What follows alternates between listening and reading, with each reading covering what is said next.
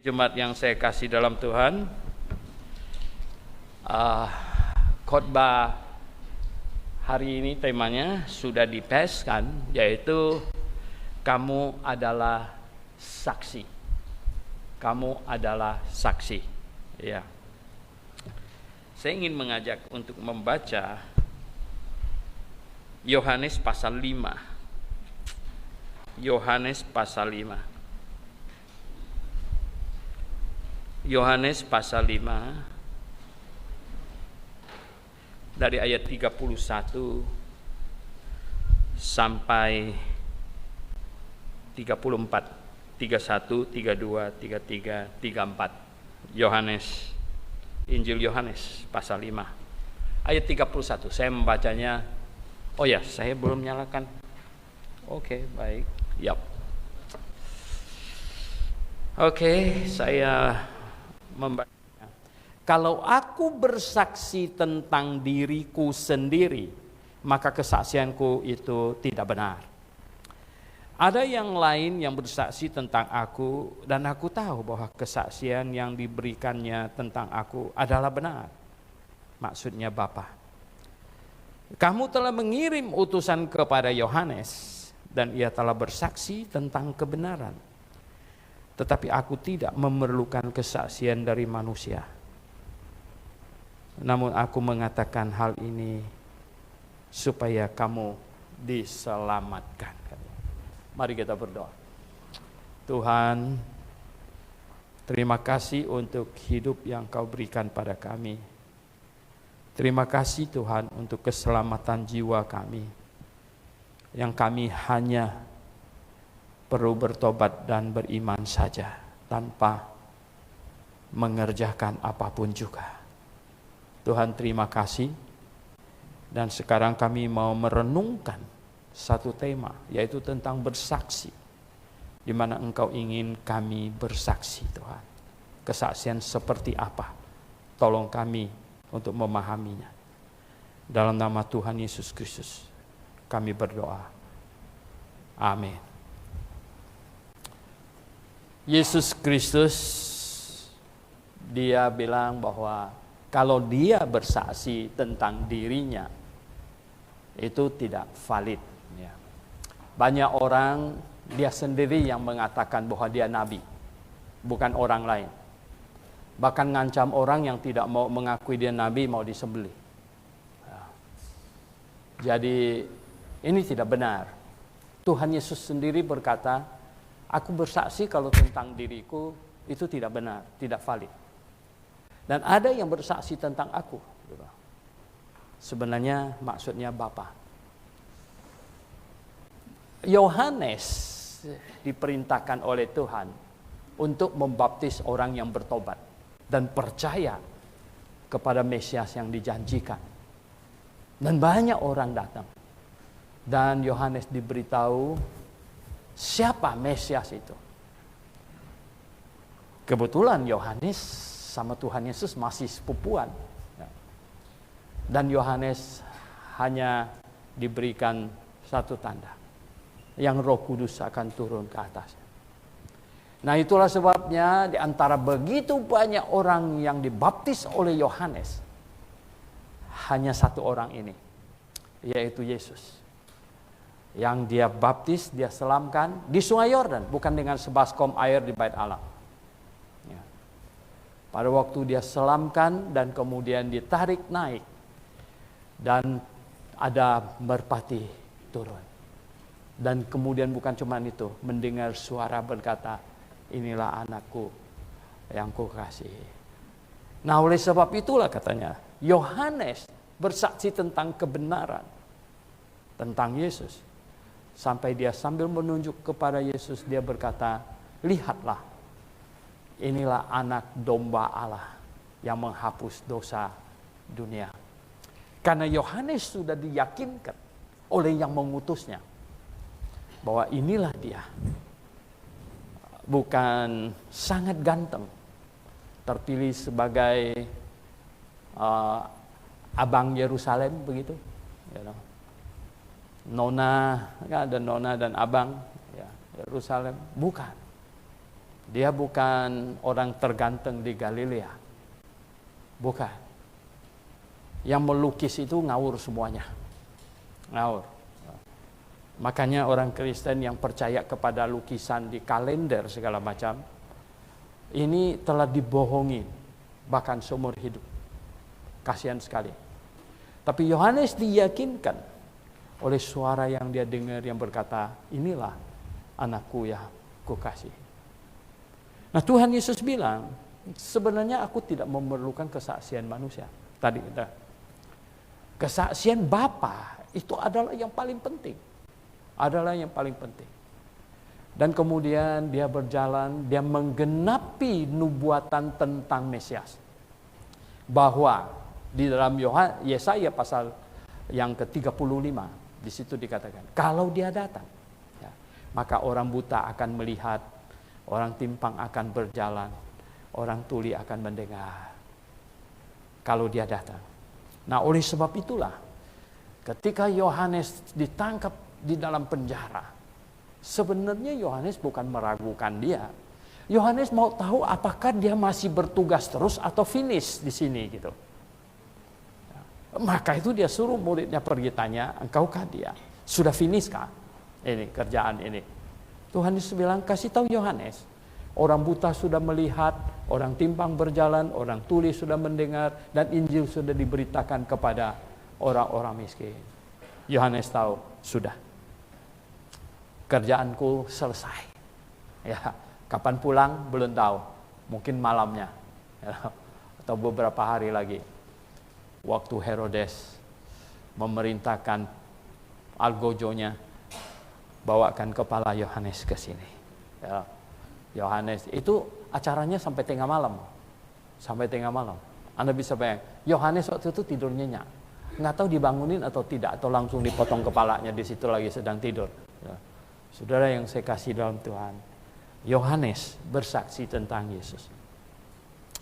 Nah, kemudian ya, Tuhan Yesus sebenarnya suruh ya semua murid disuruh bersaksi. Bersaksi nanti. Coba kita baca ya, Lukas pasal 21. Lukas 21. Ya. Injil Lukas pasal yang ke-21. Di ayat 7 pasal 21 dan ayat 7 di situ ada berkata. Ayat 7 sampai 13. Dan murid-murid bertanya kepada Yesus, katanya, Guru, bila manakah itu akan terjadi dan apakah tanda-tanda kalau itu akan terjadi? Jawabnya, waspadalah supaya kamu jangan disesatkan. Sebab banyak orang akan datang dengan memakai namaku dan berkata, akulah dia dan saatnya sudah dekat. Banyak orang akan khotbah tentang akhir zaman, betul kan? Ya, di YouTube penuh sekarang ini. Ya, macam-macam, gitu. Jangan kamu mengikuti mereka, dan apabila kamu mendengar tentang peperangan dan pemberontakan seperti di Ukraina gitu, Dari situ janganlah kamu terkejut katanya, sebab semuanya itu harus terjadi dulu, tapi itu tidak berarti kesudahan akan datang segera, masih lama. Ia berkata kepada mereka, bangsa akan bangkit melawan bangsa dan kerajaan melawan kerajaan, dan akan terjadi gempa bumi yang dahsyat, dan di berbagai tempat akan penyakit sampah dan kelap. Gempa bumi dahsyat, Anda tahu, itu bukan gempa bumi yang di Aceh sana, bukan. Sebenarnya kalau di dalam Zakaria pasal 11 itu gempa bumi yang terjadi di Yerusalem, ya, yang membuat ya Bukit Zaitun terbelah dua, utara selatan, katanya membentuk satu lembah yang besar yang tidak bisa diseberangi. Itu gempa bumi yang dahsyat sekali. Dia bilang, nah, oke, tetapi sebelum semuanya itu kamu akan ditangkap dan dianiaya. Ini yang gak enaknya. Gitu. Kamu akan ditangkap dan dianiaya. Kamu akan diserahkan ke rumah-rumah ibadat dan penjara-penjara, dan kamu akan dihadapkan kepada raja-raja, penguasa-penguasa karena namaku. Hal itu akan menjadi kesempatan bagimu untuk apa? Bersaksi. Itu untuk bersaksi.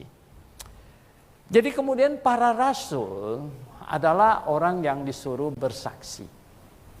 Bersaksi. Para rasul bersaksi apa? Di dalam Kisah Rasul pasal 1 ayat 8, Kisah Rasul pasal 1 ayat 8. Di sini ini ayat terkenal sekali. Tetapi kamu akan menerima kuasa kalau Roh Kudus turun ke atas kamu, dan kamu akan menjadi saksiku di Yerusalem dan seluruh Yudea dan Samaria dan sampai ke ujung bumi. Menjadi saksi. Mulai dari Yerusalem, Yudea, Samaria sampai ke ujung bumi. Menjadi saksi. Saudara yang saya kasih dalam Tuhan, rasul-rasul saksi. Kita hari ini saksi. Apa beda kira-kira isi kesaksiannya? Apa bedanya? Rasul-rasul bersaksi atas apa yang mereka lihat. Ya, waktu itu belum ada Injil. Yesus adalah Mesias.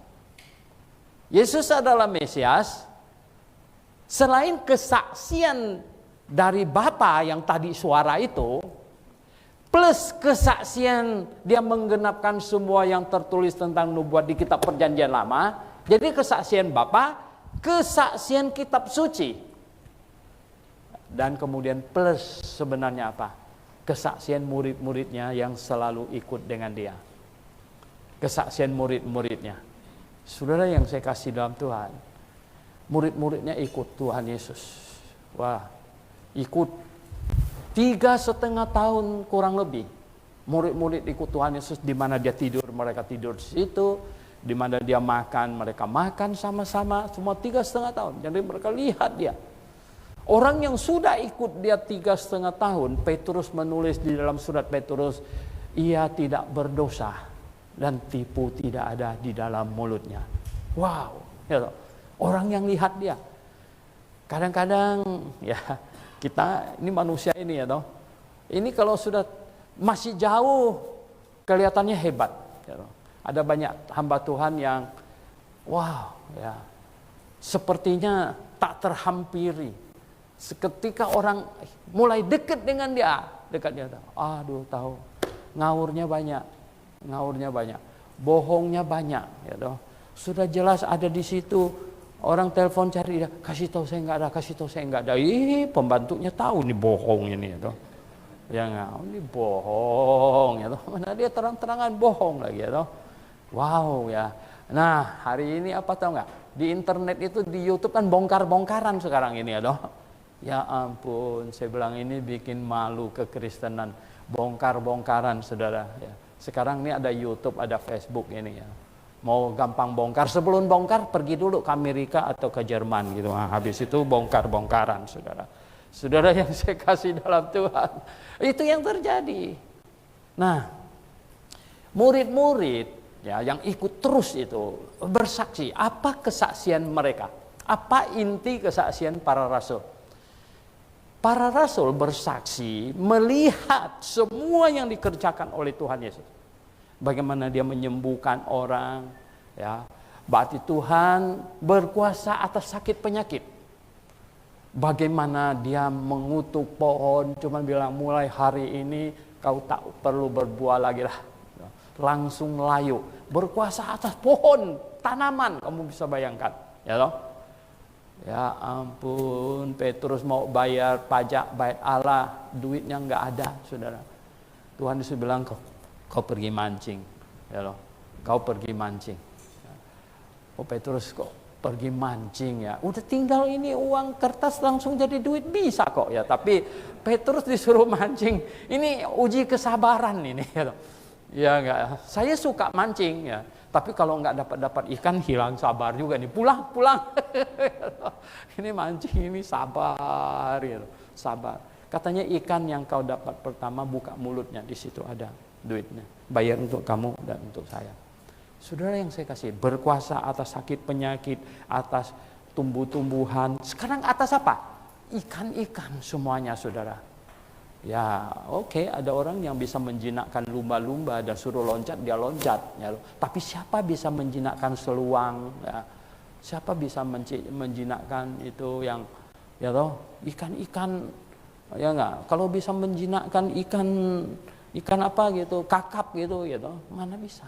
Saudara yang saya kasih dalam Tuhan, tapi Tuhan Yesus berkuasa atas ikan, berkuasa atas apa? Berkuasa atas ini cuaca, alam segala macam. Wow, Tuhan Yesus tidur, ya enggak?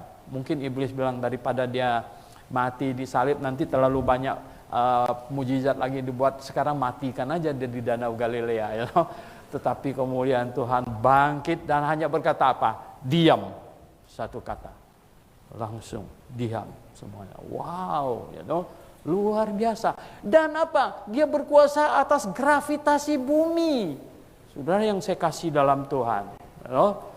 Dia berjalan di atas air. Ya. Petrus kepingin merasakan gimana sih rasanya berjalan di atas air. Guru, suruh aku ke sana. Ya kemarilah. Petrus lumayan dia, lumayan. Saudara yang saya kasih dalam Tuhan. Mungkin ya Petrus, teman-temannya olok-olok dia, kau menyangkal guru 3 kali, tahu nggak? Dia bilang, tapi gua jalan di atas air, kalian nggak tahu. Dia bilang, mana ada kalian semuanya itu berjalan di atas air, saya yang jalan di atas air. Wah, luar biasa. Saudara yang saya kasih. Nah, murid-murid bersaksi atas apa yang mereka lihat, saudara. Mereka melihat dia ditangkap, mereka lihat dia dipakukan, mereka lihat tergantung di atas kayu salib di sana, dan mereka melihat bagaimana dia mati, diturunkan, dan bagaimana dia dimasukkan ke dalam kubur. Dan yang lebih indah lagi apa? Mereka menjadi saksi yang orang lain tidak lihat. Itu ada apa? Kebangkitannya. Jadi rasul-rasul adalah saksi atas kebangkitannya. Dalam 1 Korintus pasal 15 dikatakan Tuhan Yesus menampakkan diri kepada Yakobus, kepada 11 murid, kepada semuanya, dan kepada 500 orang sekaligus menampakkan diri. Saudara yang saya kasih dalam Tuhan, satu persatu dia menampakkan diri, dan mereka semua sudah melihat dia sesudah bangkit. Dan kemudian sesudah 40 hari, saudara, sesudah 40 hari dia bangkit, dia bawa mereka ke Bukit Zaitun, dan sambil memberkati mereka, dia naik ke atas dengan perintah apa? Pergilah, ya, jadikan sekalian bangsa muridku. Kamu akan menerima kuasa ketika Roh Kudus turun ke atas kamu, dan kamu akan menjadi apa? Saksi. Oleh sebab itulah para rasul kemudian menjadi saksi atas kematiannya, dan menjadi saksi atas kebangkitannya. Atas kebangkitannya. Saudara yang saya kasih dalam Tuhan, kita itu bukan yang bersaksi untuk itu. Saudara, kamu bersaksi Yesus mati di atas kayu salib dan bangkit, kamu lihat? Enggak, saya enggak lihat. Saudara yang saya kasih, jadi kita bukan bersaksi itu. Nah, hari ini, lalu kenapa kamu percaya akan apa yang dikatakan? Karena rasul-rasul yang melihat itu, dan mereka sudah menuliskannya di dalam Alkitab. Mereka menuliskannya. Kemudian apa? Apakah yang dituliskan oleh para rasul itu bisa benar? Bisa benar nggak apa yang ditulis oleh para rasul? Oh, saya bilang, mereka secara moral memiliki standar moral yang sangat tinggi. Mereka tidak bohong sedikit pun. Dan yang lebih indah dari semuanya itu apa dong? Semua rasul mensegel kesaksian mereka dengan cap darah. Oh, saudara yang saya kasih dalam Tuhan, semua rasul bersaksi dan mensegel kesaksian mereka dengan nyawa mereka. Ketika Petrus, ini menurut sejarah, ketika Petrus memberitakan Injil di kota Roma, bahwa Yesus yang disalibkan oleh prajurit-prajurit Roma itu adalah Tuhan, dia diolok-olok. Dan mereka bilang, sekarang coba kita salibkan dia. Dan mereka tangkap, dia mau disalibkan. Petrus berkata apa? Saya tidak layak mati seperti Tuhan saya. Saya tidak layak mati seperti Yesus. Kalau kalian mau salibkan saya pun, saya kepala sebelah bawah. Maka tercatat dalam sejarah, Petrus disalibkan dengan kepala sebelah bawah, kaki di atas, di kota Roma. Saudara yang saya kasih dalam Tuhan, kesaksian. Mengapa kita percaya kesaksian Rasul itu benar? Mengapa kita percaya kesaksian Rasul itu benar? Ada beberapa hal. Tuhan Tuhan menyatakan bahwa para rasul itu apa yang mereka katakan itu benar. Saya ulang-ulang dalam blog kelas dan seminar berkata bahwa kenapa Tuhan memberikan kepada rasul-rasul karunia melakukan mujizat? Mengapa? Adalah karena jikalau kesaksian para rasul pada waktu itu tidak bisa diterima, diragukan, maka hari ini tidak ada kekristenan. Hari ini tidak ada kekristenan. Itulah sebabnya rasul-rasul diberi karunia sampai sedemikian rupa.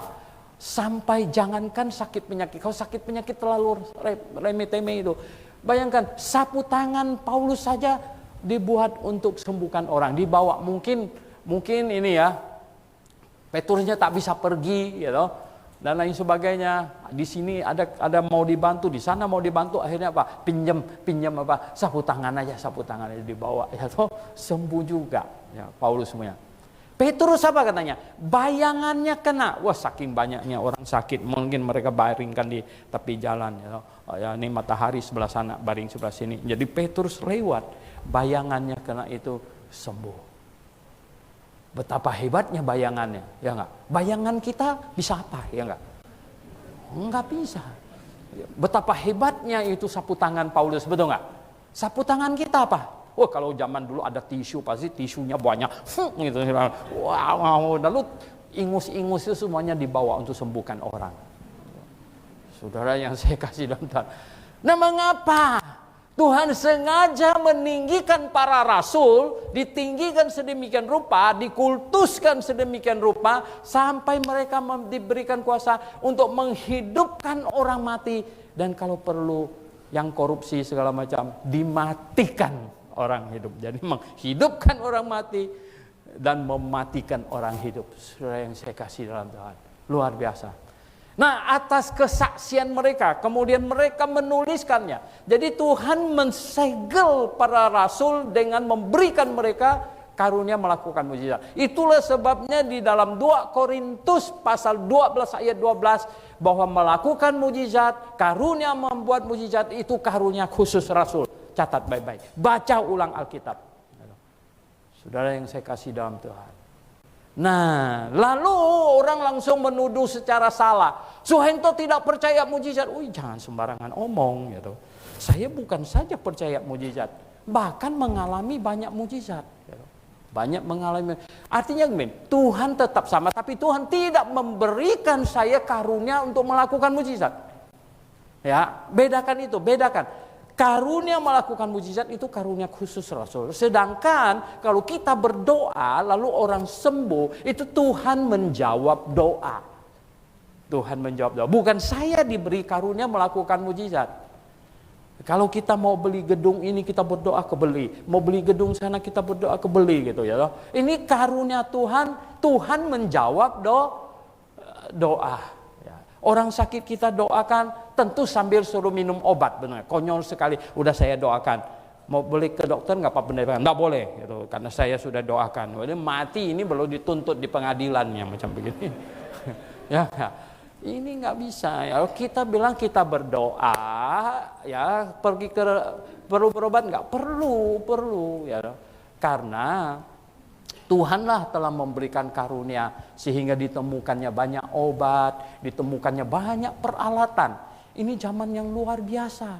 Zaman dulu itu apa? Zaman dulu itu nggak bisa lihat isi perutnya seperti apa. Sekarang wah sekali di MRI, waduh lihat sekali semuanya itu ya. Saya waktu di DSA itu sampai ke sini saya berasa itu karena saya nggak dibius. Jadi saya berasa agak geli-geli di sini gitu, agak geli-geli. Ya. Kemudian disemprot, wih kayak, gitu. Ya begitulah, saudara yang saya kasih dalam Tuhan. Ini kemajuan teknologi kedokteran, ini kasih karunia Tuhan, kasih karunia Tuhan. Sambil kita berdoa, Tuhan akan menjawab doa dan sambil kita melakukan hal-hal yang perlu dilakukan. Karena Tuhan bisa memakai semua itu. Nah saudara yang saya kasih dalam Tuhan. Jadi begini. Bolehkah sembarangan orang berkata dia rasul? Bolehkah sembarangan orang berkata dia nabi? Nggak bisa. Ya. Banyak orang tanya saya Ulangan 18 itu. Di situ kan orang Israel Tuhan bilang, nanti yang akan seperti engkau akan bangkit, nabi akan dibangkitkan kepada Musa. Lalu bilang, kalau orang Yahudi, bagaimana kalau seseorang mengatakan dia nabi? Ya, tapi sebenarnya dia bukan. Bagaimana kami tahu membedakannya? Tuhan bilang apa? Kalau dia nabi, dia mengatakan sesuatu yang akan datang harus terjadi. Kalau tidak terjadi, ini nabi-nabian, gitu. Ya. Dan jangan takut sama dia, rajam dia, gitu ya. Kalau dia bilang dia dikasih tahu Tuhan untuk menghardik COVID akan berhenti dan ternyata makin ganas. Ini bukan nabi, gitu. Ini ngawur punya, ya. Ini ngawur habis, gitu. Ya. Jadi jangan takut sama dia, jangan dengar dia khotbah lagi sebenarnya begitu. Ya toh, betul nggak? Jangan dengar dia khotbah lagi. Ini ngawur habis, gitu. Saudara, bagaimana seseorang berkata, nabi itu prophet, ya. Dia punya kerjaan utama itu profesi. Jadi bernubuat. Nabi punya kerjaan itu bernubuat, gitu. Nabi punya kerjaan itu bernubuat. Jadi dia harus mengatakan sesuatu. Kadang-kadang saya kalau ada mereka yang kata dia punya karunia nabi, saya mau pegang punya dompet, gitu. Kasih tahu ada berapa lembar duit 100.000 di dalamnya. Kalau enggak kita tempeleng dia satu kali, gitu ya. Ngawur aja, gitu ya. Nah, saudara yang saya kasih dalam Tuhan, ya, ini tidak bisa begitu. Tuhan mengangkat seseorang jadi nabi, Tuhan memberitahukan dia sesuatu dan dia omongkan dan itu jadi. Semua orang tahu ini nabi loh, ya, nggak main-main nabi ini. Yesaya diakui nabi. Ya, dia berkata bahwa orang Yahudi akan dibuang dan kemudian akan dikembalikan oleh Raja Kores. Ya, Raja Kores itu Raja Persia. Itu raja terbaik katanya yang pernah ada. Pada waktu dia naik jadi raja, semua budak harus dilepaskan. Luar biasa. Dan orang Yahudi disuruh lepas dan boleh kembali ke tanah Palestina lagi setelah 70 tahun. Tahu nggak? Namanya 100 tahun sebelum dia lahir sudah ditulis. Sampai Raja Kores bingung. Loh, kenapa pula namanya bisa ada di situ? Nah, itu nabi yang omong. Itu nabi beneran, gitu. Bukan nabi-nabian, gitu. Nah, Rasul lihat, semua rasul diberi kuasa untuk melakukan mujizat sebagai bentuk pernyataan Tuhan bahwa mereka itu rasul. Itulah sebabnya kita tidak baca Timotius bikin mujizat. Kita tidak baca Silas bikin mujizat. Kita tidak baca Barnabas bikin mujizat. Kita tidak baca. Tetapi yang buat mujizat itu adalah rasul. Dan rasul selain mengajar secara lisan, kemudian dia menuliskannya. Sekarang sudah ada di sini, di dalam tangan, di pegangan tangan kita. Sudah ada di sini. Jadi kita tahu. Ini kesaksian rasul. Saudara yang saya kasih dalam Tuhan. Yang kita percayai itu adalah kesaksian rasul. Seberapa valid boleh kita mempercayainya? Apakah kita tidak terjerumus? Banyak orang hari ini aneh, ya loh. Ada beberapa hari ini ada tanya sama saya, dia bilang gini, ada umat agama katanya, bagi mereka katanya masuk surga itu begini begitu, mesti melakukan ini begitu. Saya bilang, saya senyum-senyum, saya bilang, informasi itu dari mana? Ya enggak? Informasi itu dari mana? Oh, informasi itu ya katanya dia dapat wahyu. Dapat wahyu, apa bukti dia dapat wahyu? Apa buktinya? Jemaat yang saya kasih dalam Tuhan, iman kekristenan itu adalah iman yang paling logis. Ya, iman yang paling logis. Ya, jadi kalau Anda mencari gereja yang benar, pengajaran yang benar, itu harusnya yang paling logis. Harusnya yang paling logis. Mengapa kita perjanjian lama dipercayai sebagai firman Tuhan? Oh, saudara yang saya kasih dalam Tuhan, itu dicatatkan dan semua keajaiban Tuhan ada di dalam situ. Semua keajaiban Tuhan. Anda tahu, Musa berbicara langsung dengan Tuhan. Dia tuliskan di sini. Dan ya Tuhan mengokohkan semua yang disampaikan di perjanjian lama. Nah, lalu sekarang mengapa kita mempercayai kita perjanjian baru? Kita perjanjian baru ditulis oleh para rasul dan disegel dengan hidup mereka. Mereka mati untuk apa yang mereka saksikan. Saudara yang saya kasih dalam Tuhan, bukan main-main itu.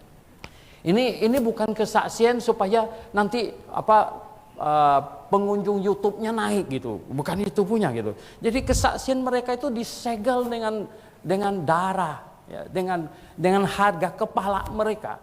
Makanya kita mempercayai itu. Jadi saya mempercayai ini kalau ada dua orang, yang satu cerita untuk dapat untung, yang satu cerita dan dia bilang ceritanya benar. Dimatikan juga tetap benar. Iya, sekalipun dimatikan saya yakin yang saya omong itu benar. Kamu mau percaya yang mana? Ya, logikanya mau percaya yang mana, saudara? Kita percaya kepada orang yang berani mempertahankan apa yang dikatakan itu benar dengan nyawanya. Nyawa itu satu loh. Ya. Bukan mati kemudian ulang lagi, hidup lagi gitu. Tak bisa gitu ya. Dia berani segel dengan nyawanya yang satu-satunya. Apakah saya tidak lebih berhikmat untuk mempercayai itu? Gitu. Nah saudara yang saya kasih dalam Tuhan. Maka itu hari ini kita percaya kepada kesaksian para rasul. Kesaksian para rasul. Nah setelah kita percaya kepada kesaksian rasul, nah kita baca.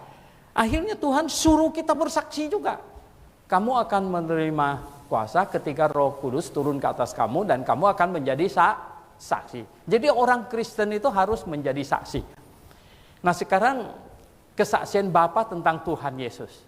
Kemudian kesaksian para rasul tentang semua yang mereka lihat dari Tuhan Yesus. Itu mereka saksikan secara lisan saat itu, zaman itu, dan yang hakikat, yang penting mereka tuliskan sehingga ada sampai di zaman kita. Kita mempercayai itu. Nah sekarang kita jadi saksi. Kita suruh jadi saksi. Saksi apa? Ini yang banyak salah. Saya katakan banyak salah. Kita tidak pernah lihat Tuhan Yesus. Jadi jangan ada orang yang, wah Yesus datang kepada saya. Saya ulangi lagi. Iman kekristenan yang benar, yang alkitabiah itu paling logis. Kalau orang berkata kepada, saya ketemu Yesus. Tidak logis.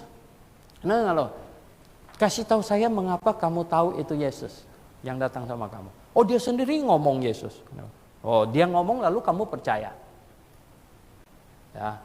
Kalau iblis tadi kita baca akan memakai nama Tuhan. Gimana? Kamu percaya itu? Percaya begitu saja? Ngawur lagi. Ya. Oh dia bilang dia ketemu Yesus. Enggak usah bertele-tele panjang lebar. Asal ada akal sehat saja kita bisa wawancara. Kamu ketemu Yesus. Ya toh? Kamu lihat tuh yang bagaimana dulu? Coba kamu lihat Yesus yang bagaimana? Ada yang kesaksiannya begini. Dia ketemu Yesus kan. Lalu yang kamu lihat apa? Dia cuma lihat orang berjubah putih sekelebat begitu lewat saja. Langsung dia lihat Yesus katanya. Nah, ngawurnya minta ampun. Saudara yang saya kasih dalam Tuhan, itu jelas saya bilang kamu lihat iblis gitu. Kamu lihat iblis hanya menampakkan putih lewat begitu ya loh. Nah, kalau iblis dimarahin oleh Tuhan, kamu menyesatkan. Iblis malah akan bilang ini, saya tidak menyesatkan, saya cuma lewat begitu aja. Dia sendirinya ngomong itu Yesus gitu. Ya enggak? Dia sendiri yang ngomong Yesus itu. Saya enggak nyebut apa-apa lu, saya diam enggak ngomong kata iblis. Saya enggak ngomong, saya cuma lewat ini hanya teng gitu ya loh.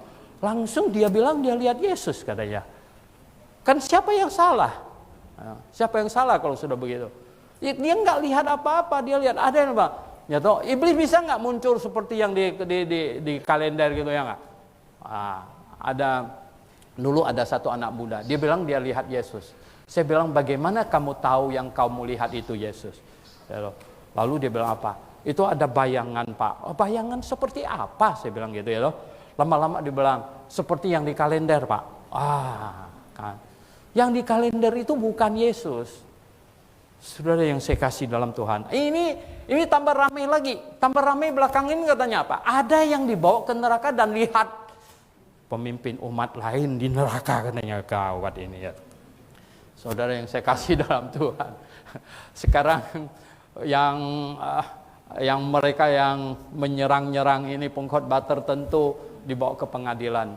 Saya bilang seharusnya kalau mereka pintar mereka mesti panggil ini saksi ahli. Kalau saya duduk di situ saksi ahlinya gitu kan.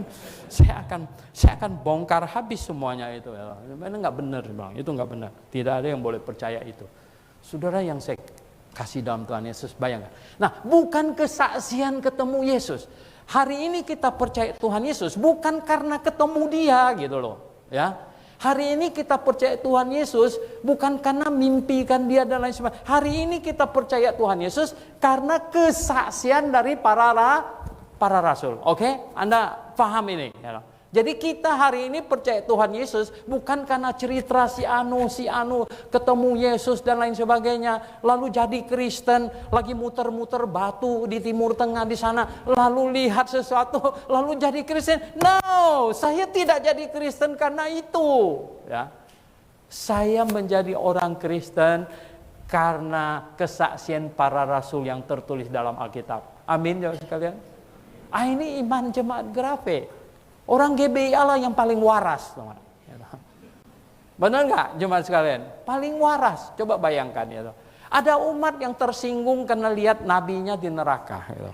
Saya bilang itu gini, itu orang buta marah sama orang buta tentang gajah gitu loh. Ya kira mereka kacau-kacau sendiri, saudara. Nah, itu bukan.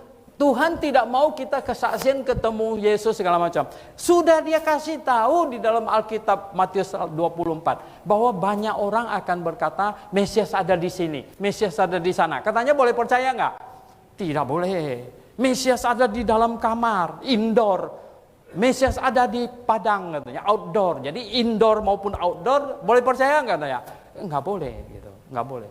Lalu kamu percaya Yesus apa kalau nggak pernah lihat? Karena saya percaya Yesus yang disaksikan oleh para rasul yang dituliskannya.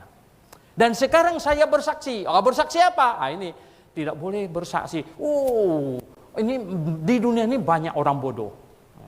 Benar ya, yang tidak waras. Ada orang cerita dia pergi ke neraka. Neraka itu begitu ngeri. Itu sudah pasti neraka begitu ngeri, betul nggak? Nggak usah dia cerita, kita juga tahu gitu. Di neraka pasti ngeri. Dia menggambarkan lagi neraka begini begitu. Orang yang dengernya sampai begini, tau nggak? Waduh, ini padahal mengapa percaya sama dia? Kita mau tahu neraka. Pas itu percaya dan neraka ada. Ngeri nggak? Ngeri. Tapi bukan karena omongan dia. Gitu. Saya percaya ada neraka dan ngeri karena ditulis di dalam Alkitab. Gitu loh. Ada dia pergi ke sorga katanya. Dibawa ke sorga. Semua pendeta-pendeta ditabiskan di gereja. Dia ditabiskan di sorga. Nggak tahu siapa aja yang tumpang tangan. Ngawurnya. Tetapi karena di dunia ini banyak orang bodoh ya. Banyak orang kaya yang bodoh juga. Ya kasih duit terus. Jadi kesaksiannya hebat sekali. Turun naik sorga terus dia. Turun naik sorga. Dia bohongin orang sedemikian. Saudara yang saya kasih. Dia kasih kesaksian. Ini bukan kesaksian yang Tuhan mau kita lakukan. Ada orang kesaksian apa? Sembuh dari sakit penyakit kesaksian. Bukan kesaksian yang begini yang Tuhan mau. Saudara yang saya kasih dalam Tuhan. Ya, saya dan Simo, dulu waktu muda Simo pernah sakit. Ya, didorong masuk ke dalam ruang operasi. Dokter kasih tahu saya akan dioperasi 8 jam. Kok belum sejam sudah dikeluarin? Saya kira mati mungkin gitu ya. Kagetnya bukan main gitu kan. Kan katanya operasinya 8 jam gitu loh ya. Kalau cuma sejam kok keluar kan. Kenapa? Dokter bilang sakitnya gini. Wah, haleluya, kita puji Tuhan. Haleluya. Enggak usah operasi katanya, ya toh. Cukup di duburnya saja diberesin katanya. Beres gitu. Haleluya. Kami bersaksi ke banyak gereja Saudara waktu muda. Bersaksi sana, bersaksi sini. Ramai orang. Waduh, banyak yang simpati datang, hebat ya sekarang. Beberapa tahun kemudian penyakitnya balik lagi. Jadi nggak malu-malu juga. Sekarang mau pergi bersaksi nggak berani lagi. Dipanggil bersaksi nggak lagi. Saudara yang saya kasih dalam Tuhan. Gereja yang paling bodoh ya. Tempo hari itu ada siapa itu yang katanya jadi Kristen. Heboh sekali. Lalu diundang khotbah oleh gereja ini, gereja itu, gereja ini. Artis katanya bertobat diundang ke gereja ini, gereja itu bersaksi. Habis itu tahu nggak apa? Kawin lagi dah. Aduh, malulah gereja yang undang dia berdiri di belakang mimbar di sini, betul nggak? Saudara yang saya kasih dalam Tuhan, bukan itu yang Tuhan mau kesaksian kita. Tuhan bilang kamu pergi Jikalau Roh Kudus turun ke atas kamu, kamu akan menerima kuasa dan menjadi saksi. Kesaksian apa? Jemaat yang saya kasih dalam Tuhan, kesaksian apa? Kesaksian seperti apa yang Tuhan mau? Ya, bukan yang tadi-tadi itu semuanya. Ya. Bukan, waduh, ada orang utang saya 20 M, gitu. Saya berdoa terus, akhirnya dibayarkan. Ini sedikit mau sombong, dia punya 20 M. Gitu. Wah, yang di bawah yang cuma punya 20.000 gitu, aduh 20 M, gitu. Bayangkan, coba suruh saya nagih, ya enggak, 1% aja dah gitu. Ngawur, ya. Ini banyak kesaksian ini. Nah, kenapa gereja kita tidak ada suruh orang saksi-saksi di sini? Ya, karena apa? Nih kesaksian yang benar. Nomor 1, kesaksian tentang keselamatan jiwamu. Ini kesaksian. Ini yang setiap akhir kebaktian kita panggil-panggil. Mari. Anda harus bersaksi bahwa kamu sudah diselamatkan. Dan itu hanya kamu dan Tuhan yang tahu. Kami hanya mendengarkan pengakuan iman, kesaksian bahwa kamu sudah diselamatkan. Kapan saja kamu mati, pasti kamu yakin pasti masuk surga. Karena kamu sudah diselamatkan. Oh saudara yang saya kasih dalam Tuhan Yesus, ini kesaksian yang Tuhan inginkan kita saksikan. Ini bisa menggetarkan hati orang. Bisa menggetarkan hati orang. Dr. Rod Beldeck, rektor saya, dia itu begajulan. Dia bilang, di kotanya 3 orang preman yang ditakutin. Dia bilang, saya diselamatkan itu anugerah Tuhan.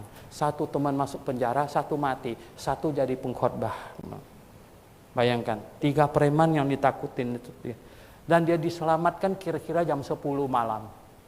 Karena dia ngepel jam 9-an begitu. Lantai, gembala dari istrinya datang mau masuk. Gembala tanya, boleh masuk? Nggak boleh. Dia bilang, gitu. Masih basah. Gitu. Dan dia bilang yang hebatnya itu gembala istrinya itu nggak pulang. Dia tunggu gitu di depan rumah. Sampai sudah kering, dia bilang boleh masuk, sudah kering, gitu kan. Akhirnya dia masuk dan dia bilang, Rod Bell, Tuhan sayang kamu, Tuhan mau selamatkan kamu, dan banyak ya menjelaskan kepadanya. Dan mari berdoa terima Tuhan Yesus sekarang. Dia berdoa, dia nangis, dia bertobat, dia terima Tuhan Yesus. Dia bilang apa? Seperti satu beban berat sekali di punggung terlepas, gitu. Terlepas sekali. Dan malam itu tahu nggak? Dia langsung masuk ke dalam mobil.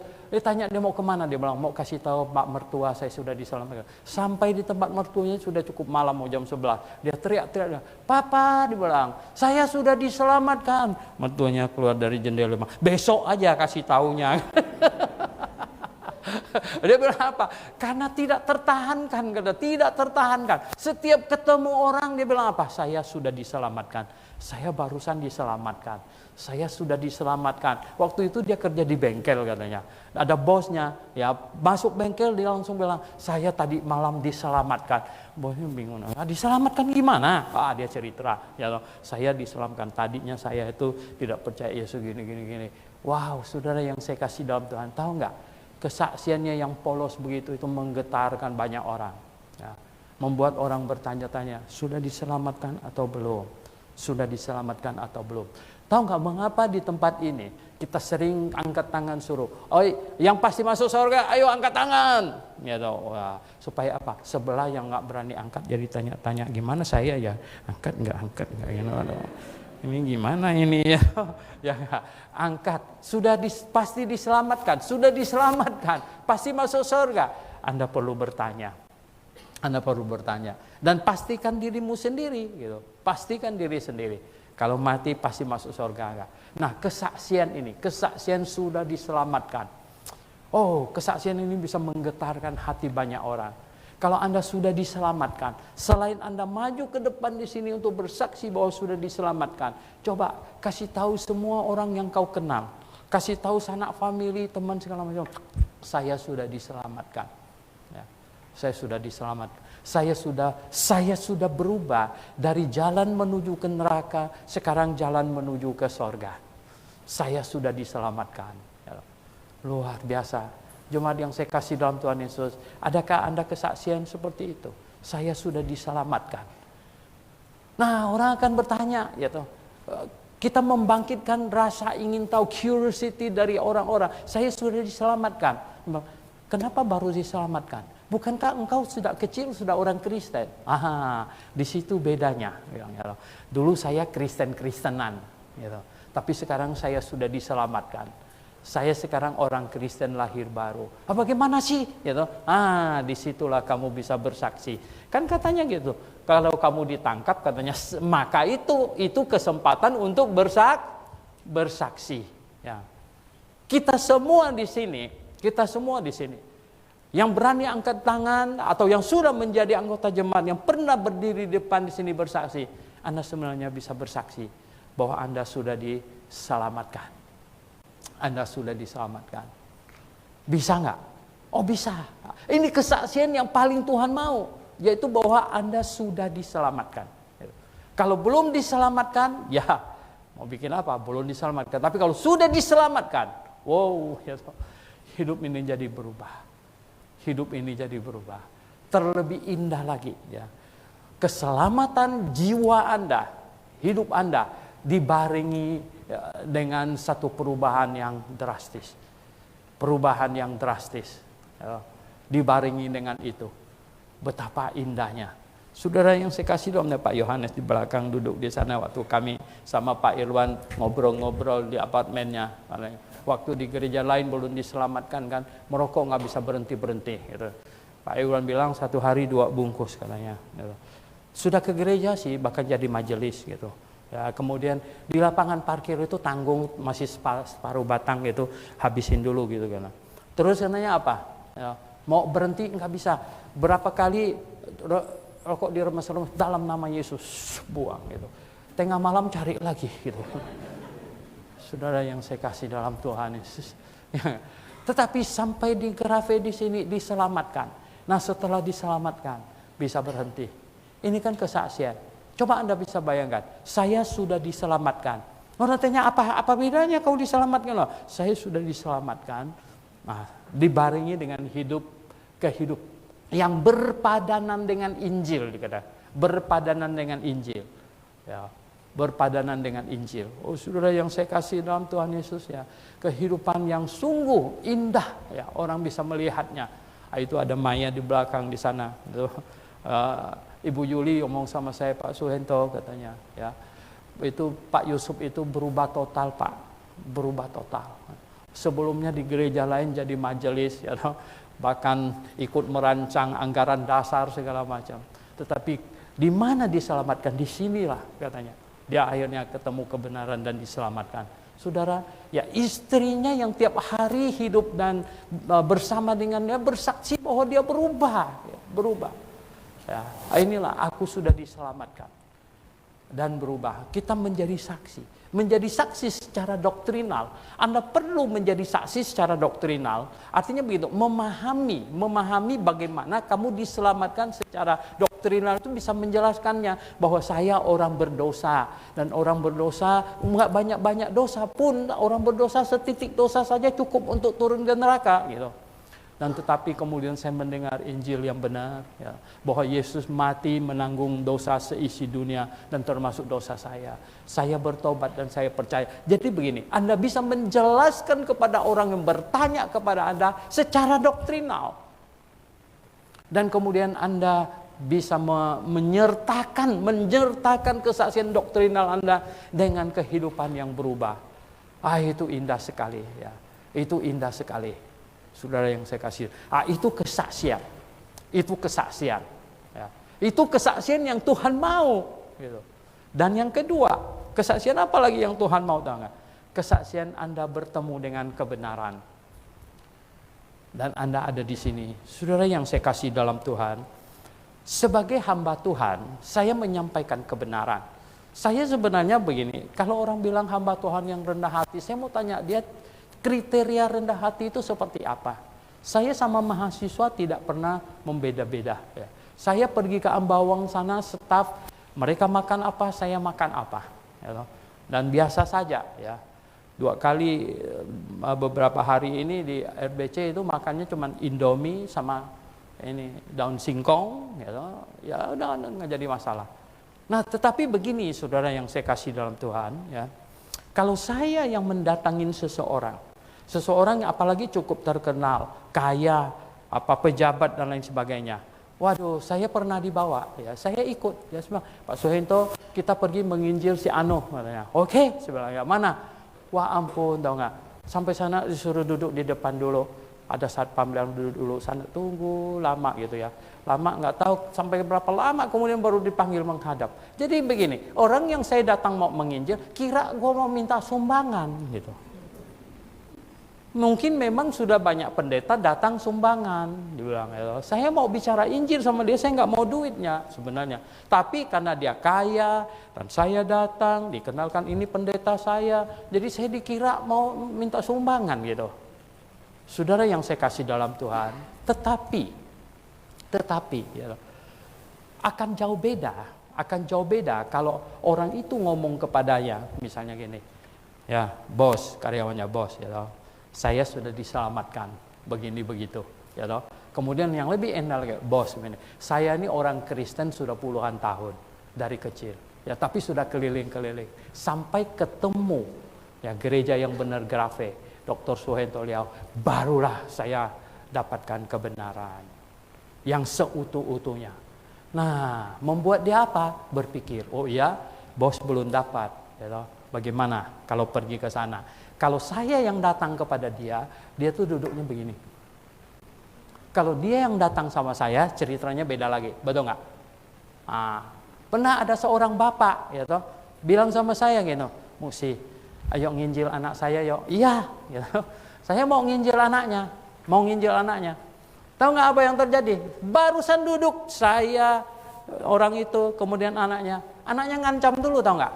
Pak, saya nggak mau ngomong-ngomong agama ya. Mati kutu. Nggak bisa lagi kami. Ya akhirnya kita ngomong politik lah. Ya nggak, kita ngomong yang lain-lain, ekonomi. Ya. Karena dia udah ngancam bapaknya. Pak, karena tahu bawa saya. Ya, oh ini bakalan dia apa-apain ini gitu loh. Beda kalau dibilang sama. Nah, ya, kalau kau mau masuk surga, ya bapak lahirkan kamu. Kalau masuk neraka, sebenarnya lebih baik tidak dilahirkan. Kalau kamu lahir dan masuk ke neraka, lebih baik tidak dilahirkan. Dan kalau kamu mau masuk surga, ikut, coba dengar. Ayo, mau masuk surga nggak? Kalau tidak mau, ya udah, nggak usah diajak, betul nggak? Ya, saya bilang neraka itu tempat yang paling luas, gitu loh. Ya nggak?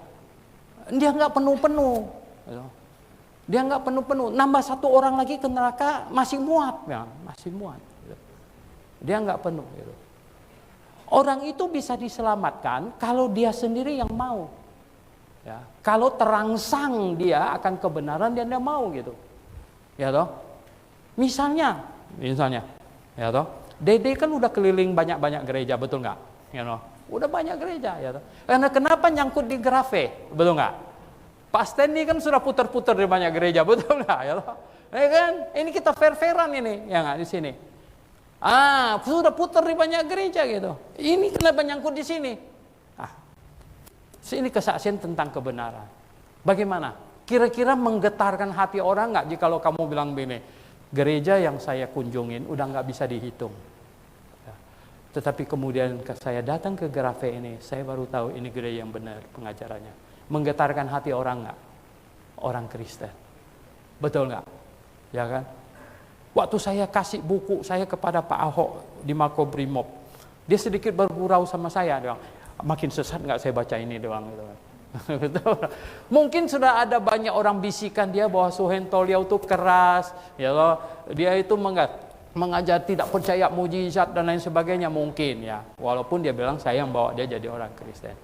Tetapi beda, misalnya seseorang, ya loh, ya misalnya Pak Hasan teman dekatnya bilang, saya ini anak majelis di Singkawang sana.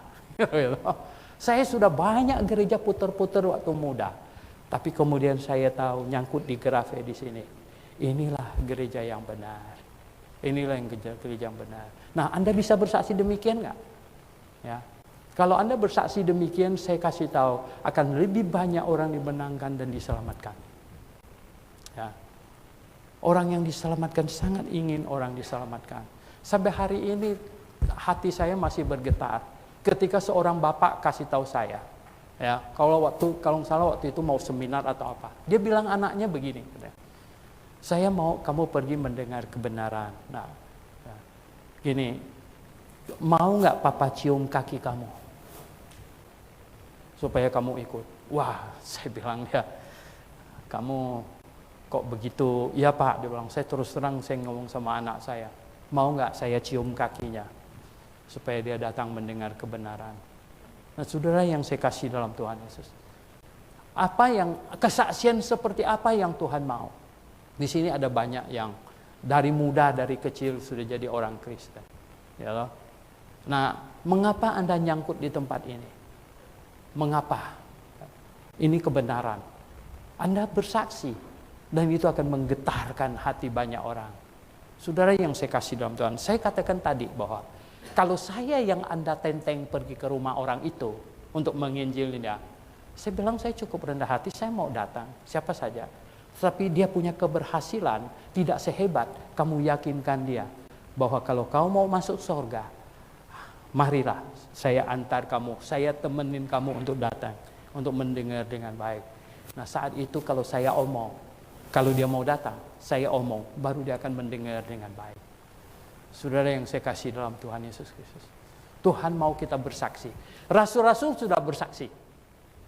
Bahkan kemudian mereka menuliskan kesaksian mereka, ada di tangan kita. Dan kemudian Tuhan mau kita bersaksi. Kesaksian apa? Kesaksian ketemu Yesus, ngawur itu. Gitu. Ya, nggak masuk akal. Ya. Kesaksian apa? Kesaksian turun ke neraka. Gitu. Ya, pergi ke surga, turun lagi. Bagaimana bisa daging begini naik ke surga, turun lagi begitu? Nggak bisa. Saudara yang saya katakan, kesaksian apa yang Tuhan mau? 2, kesaksian kamu diselamatkan, ya, kemudian berubah. Kedua, kesaksian kamu putar-putar cari gereja yang benar, dan akhirnya kamu temukan gereja yang benar. Nah, ini kesaksian yang bisa menggetarkan dan kemudian bisa menghasilkan orang-orang diselamatkan. Dan jemaat ini akan bertambah karena kesaksian Anda itu. Kamu adalah saksi. Kamu adalah saksi. Mari kita berdoa.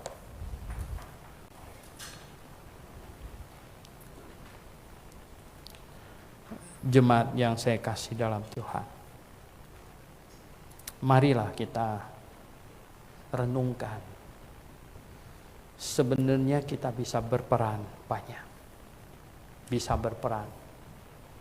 Kita bisa bersaksi atas keselamatan jiwa kita. Dan lebih indah lagi, kita bisa menyertakan hidup kita yang indah ke dalam kesaksian kita. Dan kita bisa bersaksi bagaimana kita ketemu kebenaran yang seutuhnya. Oh, saya tahu di sini ada banyak yang rambutnya sudah putih. Anda bisa berkata bahwa saya sudah keliling di banyak gereja. Saya sudah mendengar banyak. Tetapi disinilah saya dapatkan kebenaran yang utuh. Bisa melihat gajah bukan cuma kakinya. Bukan cuma pegang telinganya. Karena kebenaran yang sesungguhnya adalah sesuatu yang bulat, yang satu.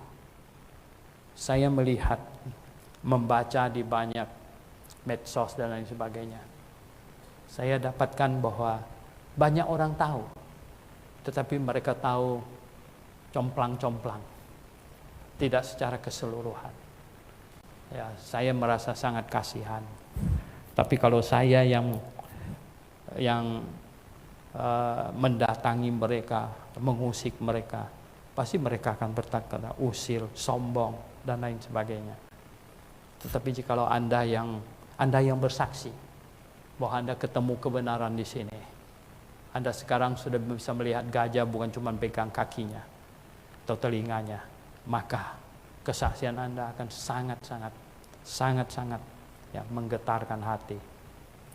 Bapa di sorga, terima kasih untuk firman-Mu. Tuhan, kami diingatkan terus bahwa kami adalah saksi. kami adalah saksi. Terima kasih Tuhan. Terima kasih untuk firman-Mu yang dicatatkan sampai kepada kami. Sehingga kami mengimani apa yang tertulis. Benar, bukan sesuatu yang subjektif, tetapi firman-Mu yang objektif. Tolong kami Tuhan, pimpin kami. Kami berdoa dalam nama Tuhan Yesus Kristus. Amin.